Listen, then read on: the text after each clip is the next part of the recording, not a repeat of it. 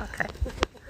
So, Mom, you're going to be turning 80 in a couple weeks? That's right. That's a big deal, huh? It's just a number. Yeah, it is just a number. To me, it's just a number. Yeah.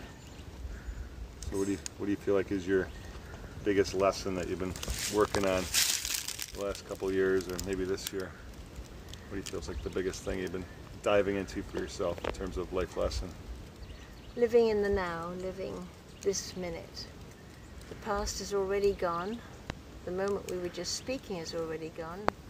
And I never know if I'll be in the future. So to live in the now, I mean that really. Just enjoy how beautiful it is here, right this minute. It's like paradise. Yeah, we're in a sweet spot here in Ojai. Yeah.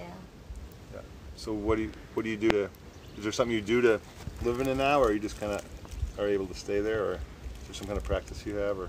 I have to remember now, and if I get out of it, just bring myself back to it, and I get out of it a lot. Yeah. That's how it is for me. I gotta constantly. Yeah. It's like unusual to be fully present in the now. I gotta bring myself back to it. Like I'll meditate and that'll be it. Or there's things I do where I'm really present. Like if I'm shooting a video, I'm really present. Or there's certain people I'm with who I'm really present. There's also other people I'm with. I'm kind of off somewhere else most of the time. It just depends on the person or how I react to them, I guess. Yeah. I think that's the greatest gift we can give anybody, is to be in the present. That's why it's called a present, because we're giving them the present of being totally there and really listening, not thinking about what we're going to say in reply to whatever they're saying, but really listening to them, not just the words they're saying, but what they're feeling that's emanating from them. Yeah. So it's just practicing being in the now. Practicing to be a human being instead of a human doing. And I'm very good at being a human doing. Yeah, I usually stay busy too. Yeah. Yeah. So what's on your bucket list for the next 12 months? You're always like going somewhere or doing something. What's your big trip, or what's something, whatever it is, seminar, or... Well, go ahead. One seminar I'm going to do with Iyanla in July. Iyanla Van Zandt. Iyanla Van Zandt. Yeah. She's the lady who does Fix My Life, Iyanla. Have you seen that on television? No. Yeah, a little bit. You have, yeah. Yeah. I'm excited about that. She's about telling the truth. Totally telling the truth about everything in your life. And, being in the now, I guess, too. So you're going to go hang out with her for a weekend or something? For a week. A week? Yeah, a week's pretty good. In Omega.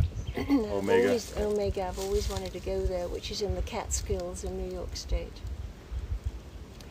And it's a very spiritual place. They have a lot of spiritual speakers there, year-round.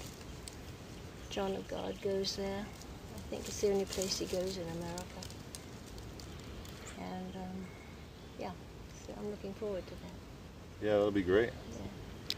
So if there wasn't a moment past this moment, what would you two really want to communicate to each other? I love you very much. I love you. Yeah. And I've always been very proud of you. Thank you. And I feel honored to have been your mother, to be your mother. Yeah. My mother was very psychic, Teddy's grandmother, and when she picked Teddy up, when he was newborn, he was born in Florida, and she was there. And she said to me, "Gabrielle, what a man." And I said, "Well, he's just a little baby." She said, "Yeah, but what a man he's going to become." And yeah, I always remember that. You're growing into it. We are becoming... Step by step, yeah. It's a process. That's why we're here. Otherwise we'd be in wherever. We came here to become, learn a lesson. In Earth School, that's why I'm here. Yeah. learning Earth School lessons. And I'm pretty low grade still. I've got to go up next grade next time. 3rd grade next time? Whatever, yeah. Yeah. How do you see the work that you need to do or want to accomplish? How do you see the work that you want to do or need to do or feel like you're wanting to take on in your life? What do you see that? How do you see that? I'd like to leave a planet for the future for my grandchildren and great-grandchildren that's at least as beautiful as the planet is now. We don't manage to blow it up or destroy it, which we're doing our best to do, I think. A lot of people are. Are you asking me that question too? Sure. What's my work? Mm-hmm. I think opening my mouth and communicating. I think I have a lot of things I've learned, and now I need to find a way to bring them out of myself and give them to other people in a way that's meaningful and powerful for other people. I think that's been my life journey, is opening up my voice. I've been very constricted in my speaking and in my giving, and I feel like I'm beginning to open up and allow what's within me to come out and to be able to share that with other people. And like you said about the planet and where things are in terms of how human beings are interacting with each other, I think I've got something to give in terms of people interacting with each other and communicating with each other and relating with each other in a way that is sustainable. And it's a way that allows for the great-grandchildren of my daughter to have a planet that is sustainable and workable.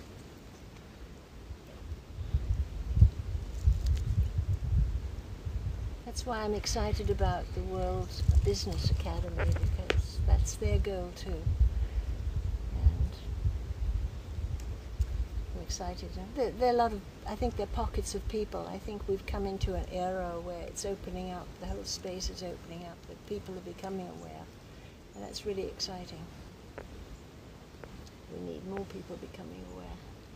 Yeah, I think there's a lot going on where I think a lot of change in human history occurs kind of when the shit hits the fan kind of thing. People don't just change comfortably. I think you have to reach a certain crisis level before there is a shift, and we're at that point now where we'll probably see it in the next 20 years, but people are feeling it already, and I think there is a shift going on in terms of awareness and people being able to interact with each other in a peaceful way, and people being able to figure out a way to live in harmony with the planet instead of taking, like I'm doing for myself, like shifting into a giving place. I think it's not just me. I think I'm at that place because there's a lot of people where there's a calling out there that's going to call people into shifting from a taking to a giving place. I agree. Yeah, you're doing a fair bit of volunteering too as part of giving. Yes. I know earlier you mentioned Deepak Chopra. Deepa, I can't say that fast. Chopra. And I think he says there are 7 aspects to peace, to practice peace, like to see peace, to feel peace, but it all centers around being in the moment with it, and then raising consciousness through the moment of our expression of peace. So. Well, if there's to be peace, I've forgotten who said that, if there's to be peace in the world, there has to be peace in the different countries. If there's peace in the countries, it has to be between the different towns. And then if there's to be peace in the towns, it has to be between the people. And there's between the different groups of people, you know, even different minorities and ethnic groups. And if there's to be peace between the people, there has to be peace in the home. And for there to be peace in the home, there has to be peace in the individual's heart. So it all starts with us. Beautifully said. Lao Tzu. Was it Lao Tzu? 800 BC, something like that. Yeah, something like that. I know. Yeah, we're still working on it. We're going to get there, though. Yeah. Was he 800 BC? I think so. Maybe 600.